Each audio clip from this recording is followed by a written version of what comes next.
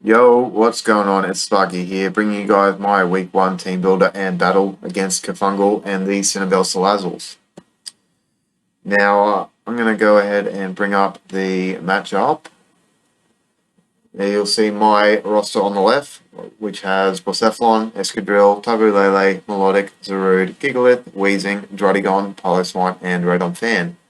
And Kerfungle's roster is on the right. He has Lando T, Katana, Suicune, Robombi, Espeon, Jolteon, Lycanroc Midday, Delmise, Frostmoth, and Turtonator. So the other thing you can see from this graphic is that Kerfungle has the definite speed advantage in this match. He has 5 mons faster than my fastest mon. So we're going to have to come up with some form of speed control, whether it be status, Sand Rush, Excadrill, or running Scarf to combat this. The other thing that stuck out to me was he has no Dark or Normal type, which means Bocephalon can spam Ghost moves for free. As well as having no Dark type, his Steel type has poor special defense, and his Psychic isn't the bulkiest boy either. So this opens the door for Lele. The things I'm concerned about on his team are first and foremost Katana. That thing's scary if you let it get a roll on with Beast Boost. Next is Lando. It also hits very hard on the physical side, so I'm going to need to make sure that I don't let Katana and Lando break for each other. What I mean by that is I need to make sure I always have a reliable check to them, healthy enough to take a hit. Suicune can be a pain in the ass to take down, so I have to come up with a reliable switch in that can apply immediate pressure to stop it subbing and setting up. Robombi itself isn't so much of an issue, but webs would be very problematic, so I'll need to make sure I have some form of hazard removal on the team. Other things of note are Lycanroc's Accelerock, which, yes, I have terrain, but terrain's not always going to be up, so just something to be wary of. Calm Mind Espeon. I think I have enough tools to deal with that, especially with Zarude and Bocephalon. Shell Smash Turtonator. I have mons that are faster than that, and I have mons that I think would be able to take a hit anyway. Probably the most problematic of what else is on the board there is Jolteon, if he was to bring like a Choice Specs variant, because I'm not actually bringing a ground type this week, so if he was to just Volt Switch around my team, it would be quite annoying, but hopefully, just looking at it on paper, the fact that I have 2 on my roster sort of makes it not look like such a great strategy on paper, and I don't have to deal with that. So I'll go into what I'm bringing. I'll bring up the team now. So here it is. We've got a Tapu Lele with it holding a Choice Scarf. 88 HP, 16 defense, 252 special attack, 152 speed, and a modest nature, with Psychic, Psyshock, Moonblast, and Shadow Ball.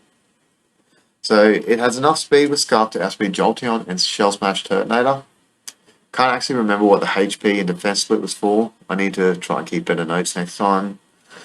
I think the likeliest switch in to Lele would be a Spadef Espeon, Spadef Suicune, or maybe even an AV Katana. Lele really only needs 2 moves this match, Psychic and Psyshock. Psyshock is if he decides to bring Espeon as a switch in, as it has a chance to 2-hit KO Max Spadef Espeon after rocks and leftovers. Psychic is what I'll be clicking otherwise though, as it should be able to either break through his team or clean it once sufficiently weakened. Next up we have Bocephalon holding another Choice Scarf, so we have dual Scarfers this week, which is to try and combat that big speed advantage that he has, that I spoke about earlier. So Bocephalon has 252 special attack, 28 Spadef, and 228 speed with a modest nature. And we're running Trick, Mind Blown, Shadow Ball, and Flamethrower. So Bocephalon has enough speed to outspeed, or at least so I thought, Scarf Lando. Here's a trap to keep an eye out for. Sometimes the generic sets on Showdown Calc don't run max speed.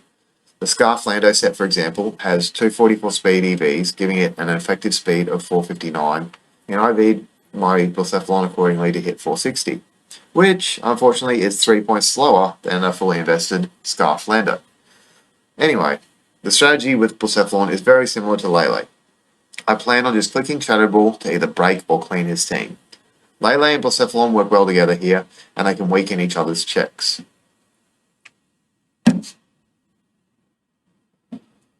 Next up is Rotom Fan. holding the heavy duty boots with 248 HP, 252 defense, and 8 special defense with a bold nature. It's got Defog, Air Slash, Ball Switch, and Will-O-Wisp. So Rotom Fan is max defense, so it can take on Lando or Katana, and as it's immune or resistant to both of their stabs. Its primary job, however, is to make sure webs don't stay up on my side of the field. Other than that, it will be mainly pivoting with Volt Switch or spreading status with Will-O-Wisp, as he has some serious physical power, and even things like Suicune don't like burn negating their leftovers recovery. Next up is Weezing, holding the Custap Berry with 252 HP, 252 defense, 4 special attack, and a bold nature, with the moves Endure, Will-O-Wisp, Destiny Bond, and Flamethrower. So max HP and defense is required, as this is my primary Katana check. It can live 2 hits from a bandit or a +2 life orb hit, and 1 hit KO in return with Flamethrower. Endure is for if I take too much chip and I need to get into Custap range to outspeed and KO Katana. Same idea with Destiny Bond. Like if I manage to KO Katana without popping my berry first, then I can Destiny Bond whatever comes in to KO Weezing next. And Will-O-Wisp has the same utility that it did with Rotom, just general utility in burning his team. Next up is Milotic, holding leftovers with 216 HP, 252 defense, and 4 special defense with 36 speed and a bold nature. So, and it's also got Toxic, Scald, Recover, and Flip Turn. So the HP is a leftovers number, which means it's divisible by 16 plus 1. It has enough speed to outrun an uninvested Suicune. It has max defense to take hits from Lando. Can live 2 Jolly EQs after rocks. However, if Lando's banded, it can't take 2, but that's easy enough to calc, and I can go hard into Rotom or Weezing. The plan is to always flip turn on Lando and get Lele or Blacephalon in for free. Recover on slower or weaker mons that can't do much to Milotic, and keep it healthy enough to check Lando. And last but not least, we have Zarude, holding leftovers with 156 HP, 88 attack, 120 SpDef, 144 speed, and a jolly nature. And it has U-Turn, Power Whip, Darkest Lariat, and Jungle Healing. So this is going to be my main Suicune switching. The attack investment is to guarantee 2 hit KO max defense Suicune after leftovers with Power Whip. The HP and SpDef investment makes uninvested Suicune's Ice Beam a 4 hit KO after rocks. It also has enough speed to outrun Jolly Lando. Jungle Healing allows Zarude to come in on Suicune and not fear Toxic or Scald burns. And U-Turn is there for general pivoting purposes. So that's the team, and I'll be back shortly with the battle. Alright, and here we are with the battle. As you can see, Kerfungle has brought a team of Katana, Rabombi, Suicune, Lando T, Jolteon, and Lycanroc Midday. So I'm looking at his team thinking his likely lead options are Lando T, could be a Scarf and he's going to go for a U-turn, or it could be maybe like a SpDef set and he's going to set rocks or something. The other likely lead's probably going to be a Rabombi, and it could set like sticky webs or something. My best bet against either of those is going to be Milotic, because Milotic's going to force Lando to retreat, and if it is the Rabombi, it's going to be able to break any potential focus sashes that it may be carrying. So we'll see what happens here. And as you see, we do get the lead matchup correct, and he is going to set the sticky webs, and we are going to flip turn, breaking any sashes that could be there. I'm going to go into Rotom to defog those webs away. Now, he gets a Moonblast crit, which is very unfortunate, and kind of put me on tilt a little bit, because Rotom is my backup Katana check, and it's already very low at 34%. Also, if he manages to get webs up again, it's going to be difficult for my Rotom to defog them away, because 5 of his 6 mons outspeed my Rotom, and the other one, Suicune, if it has any speed investment, will also outspeed. Thankfully, if it's an uninvested Suicune, like as in uninvested special attack, it doesn't have enough power to KO Rotom with Scald. So I do have a few opportunities, but it has to be against the Suicune if I'm going to defog these webs away again if he does get them back up. And as you can see, he does get them back up straight away. But thankfully, he lets me KO his Ribombee. So if I do defog those webs away, they're gone for good, which is going to be great. Now, him bringing in a Lando on what was confirmed to be a Scarf Blacephalon says to me that his Lando is either very bulky on the Spadef side, maybe an AV set, or it's Scarfed itself. So I'm just going to go hard into Melodic, which is my dedicated Lando check early game. He's going to go for an Earthquake, which reveals to be like Jolly max attack.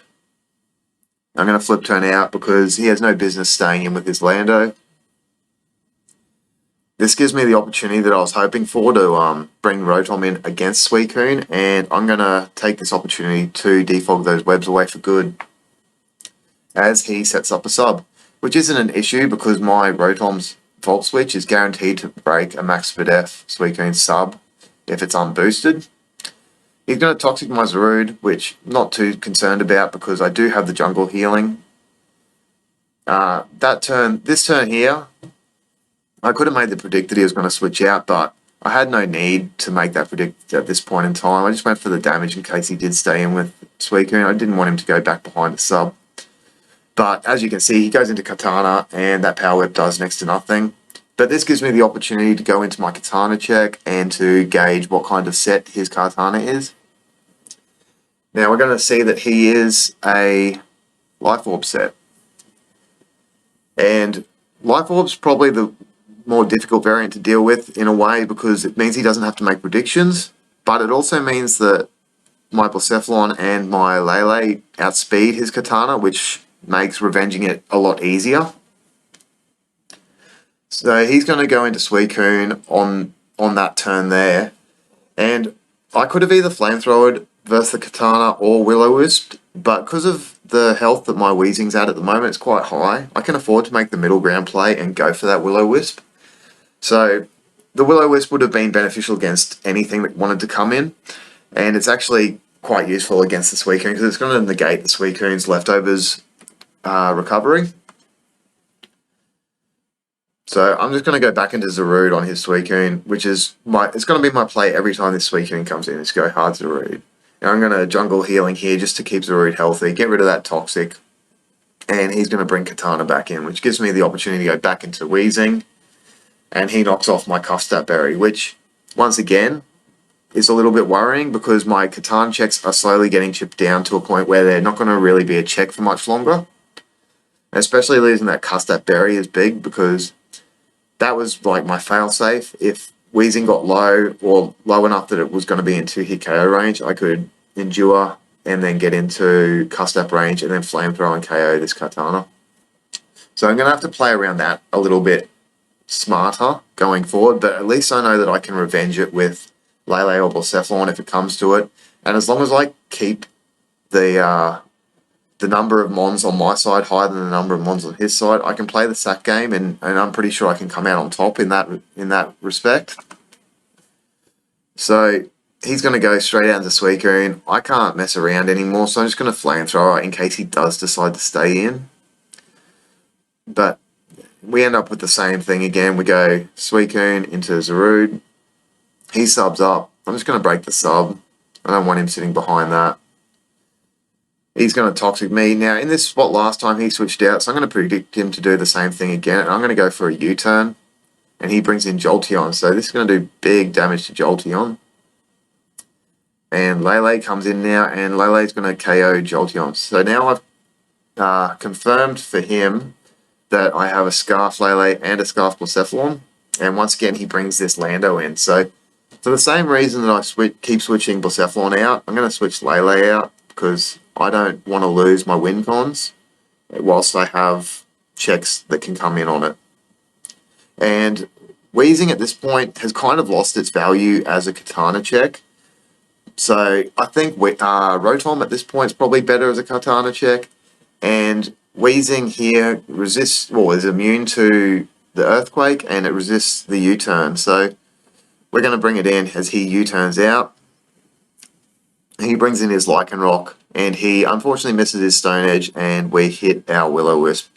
So that's very unfortunate, but I'll go into detail on that a little bit later, maybe at the end of the battle, as to what I think would have happened there. And I'm going to take this opportunity to recover up with my Melodic and keep it at a point where it can switch into the Lando.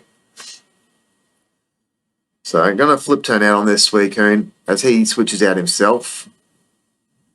So this is a great spot for me to be in, as I can bring in my Blacephalon, and I can just start Shadow Balling.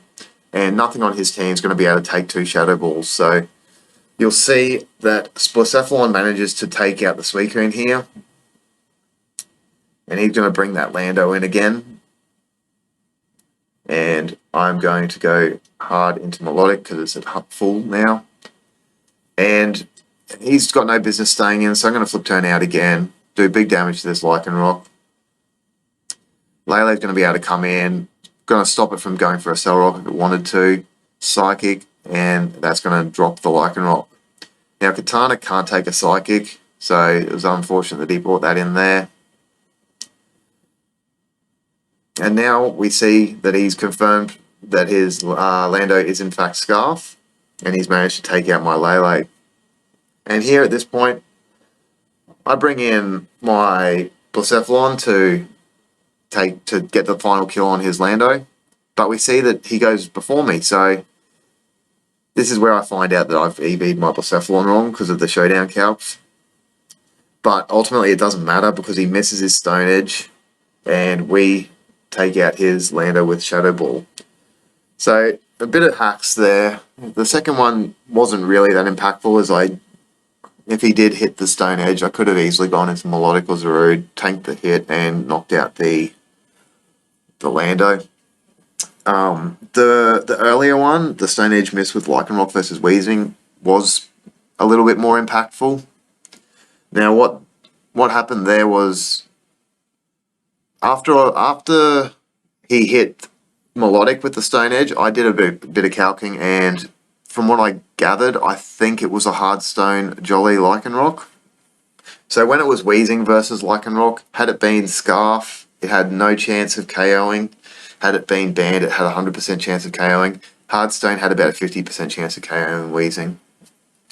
So let's assume that he KOs Weezing there with his Stone Edge. Then I can go into my Lele, and I can just start Psychicking things. So I think we kind of end up in a similar position at the end of the game. The only difference would be I'd be 1 Mon down with differential, so I wouldn't have Weezing there. But I think it ends very similarly because at that point he doesn't have any switch-ins to Lele, so things will just start dropping from that point. But anyway, it was a good game, Kerfungle.